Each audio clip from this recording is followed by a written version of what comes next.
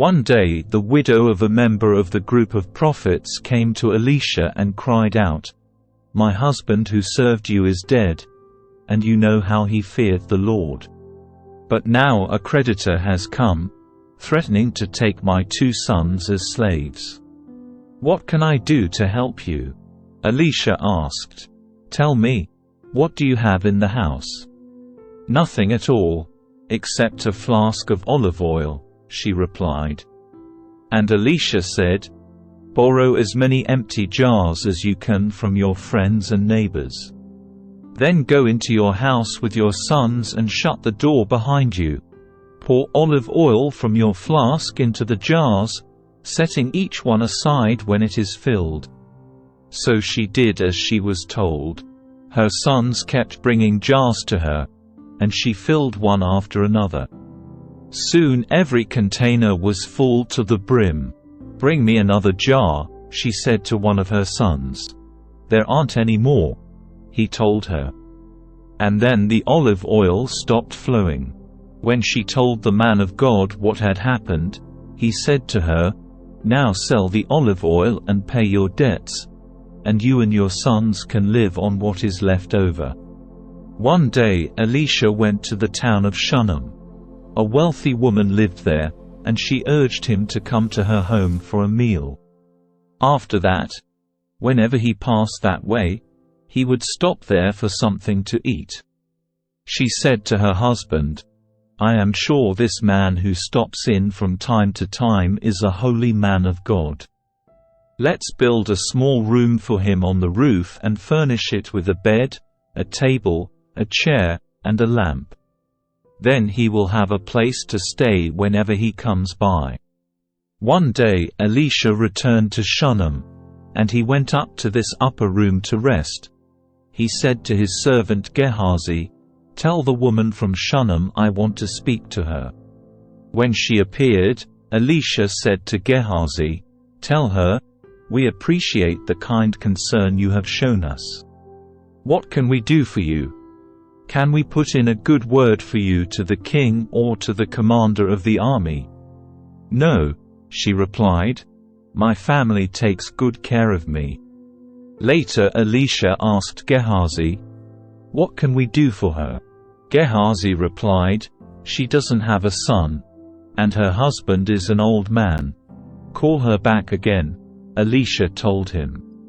When the woman returned, Elisha said to her as she stood in the doorway, "Next year at this time you will be holding a son in your arms."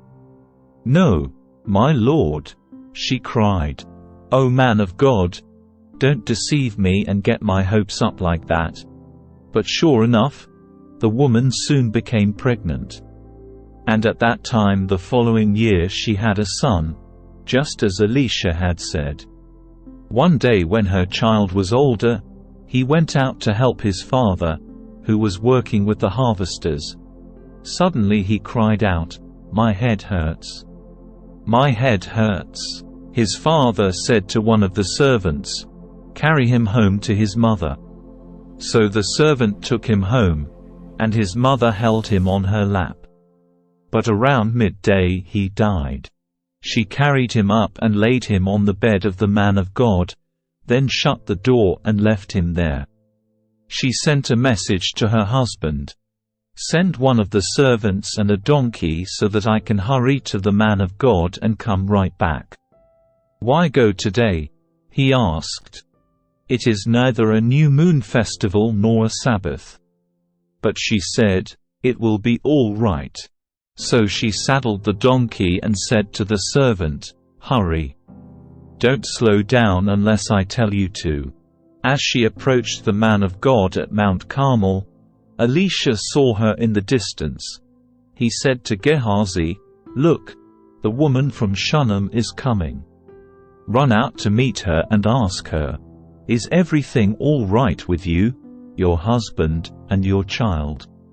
"Yes," the woman told Gehazi, "everything is fine." But when she came to the man of God at the mountain, she fell to the ground before him and caught hold of his feet. Gehazi began to push her away, but the man of God said, "Leave her alone.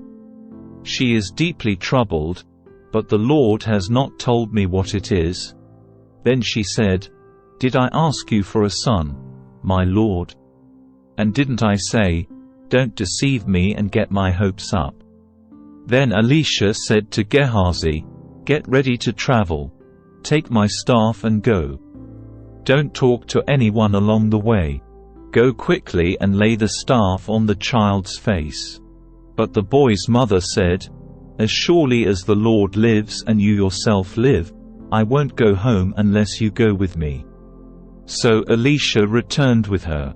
Gehazi hurried on ahead and laid the staff on the child's face, but nothing happened. There was no sign of life. He returned to meet Elisha and told him, "The child is still dead." When Elisha arrived, the child was indeed dead, lying there on the prophet's bed. He went in alone and shut the door behind him and prayed to the Lord. Then he lay down on the child's body, placing his mouth on the child's mouth, his eyes on the child's eyes, and his hands on the child's hands. And as he stretched out on him, the child's body began to grow warm again. Elisha got up, walked back and forth across the room once, and then stretched himself out again on the child. This time the boy sneezed 7 times and opened his eyes. Then Elisha summoned Gehazi. "Call the child's mother," he said. And when she came in, Elisha said, "Here, take your son." She fell at his feet and bowed before him, overwhelmed with gratitude. Then she took her son in her arms and carried him downstairs. Elisha now returned to Gilgal, and there was a famine in the land. One day as the group of prophets was seated before him, he said to his servant, "Put a large pot on the fire, and make some stew for the rest of the group." One of the young men went out into the field to gather herbs and came back with a pocketful of wild gourds. He shredded them and put them into the pot without realizing they were poisonous. Some of the stew was served to the men. But after they had eaten a bite or two they cried out, "Man of God, there's poison in this stew." So they would not eat it. Elisha said, "Bring me some flour." Then he threw it into the pot and said, "Now it's all right. Go ahead and eat."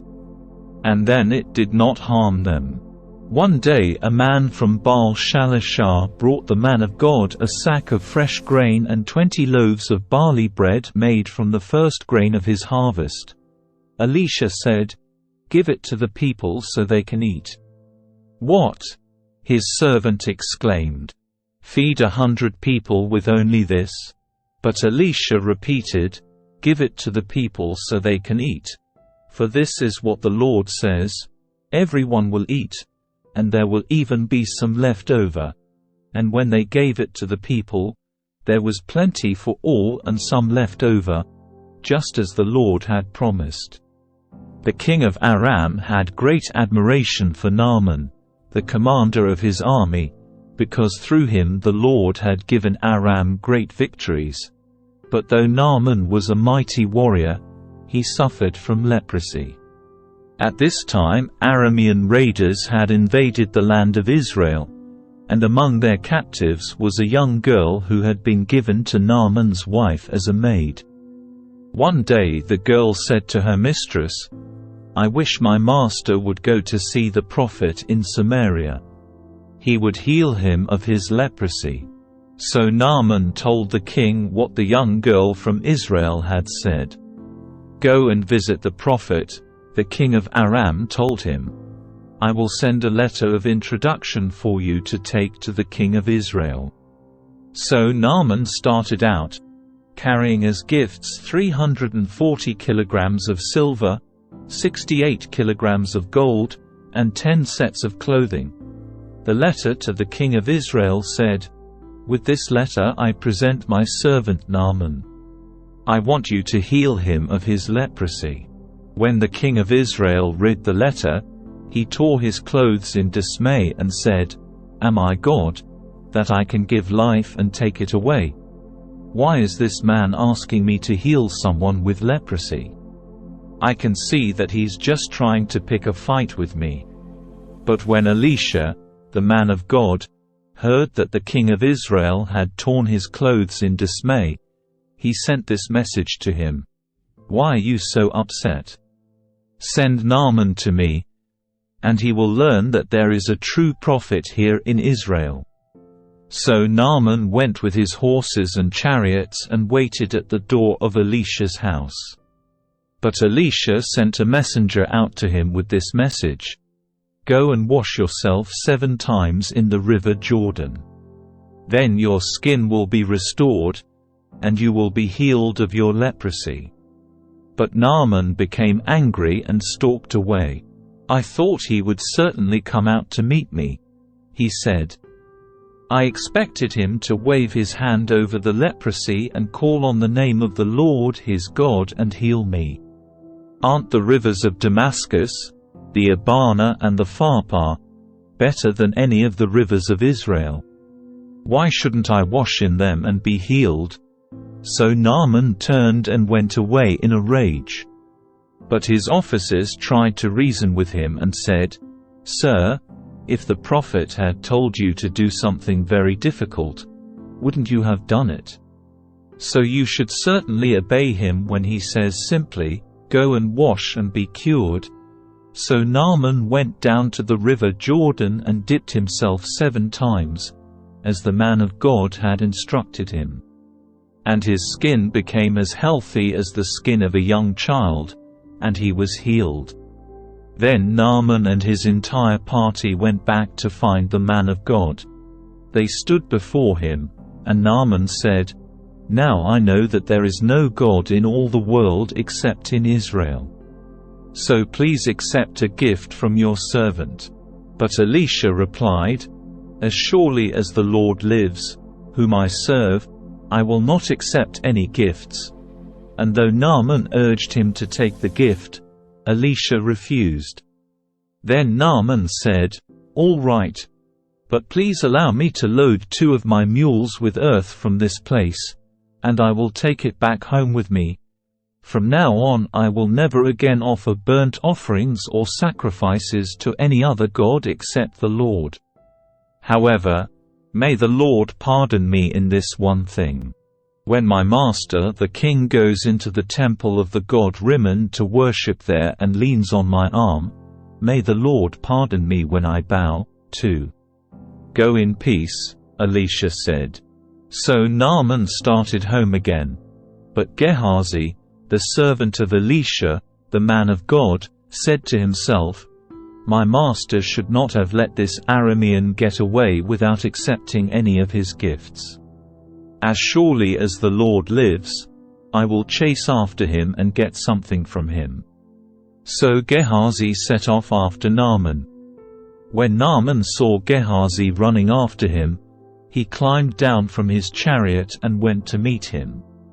"Is everything all right?" Naaman asked. "Yes," Gehazi said, "but my master has sent me to tell you that 2 young prophets from the hill country of Ephraim have just arrived. He would like 34 kilograms of silver and 2 sets of clothing to give to them." "By all means, take twice as much silver," Naaman insisted. He gave him 2 sets of clothing, tied up the money in 2 bags, and sent 2 of his servants to carry the gifts for Gehazi. But when they arrived at the citadel, Gehazi took the gifts from the servants and sent the men back. Then he went and hid the gifts inside the house. When he went in to his master, Elisha asked him, "Where have you been, Gehazi?" "I haven't been anywhere," he replied. But Elisha asked him, "Don't you realize that I was there in spirit when Naaman stepped down from his chariot to meet you? Is this the time to receive money and clothing, olive groves and vineyards, sheep and cattle, and male and female servants? Because you have done this, you and your descendants will suffer from Naaman's leprosy forever." When Gehazi left the room, He was covered with leprosy. His skin was white as snow.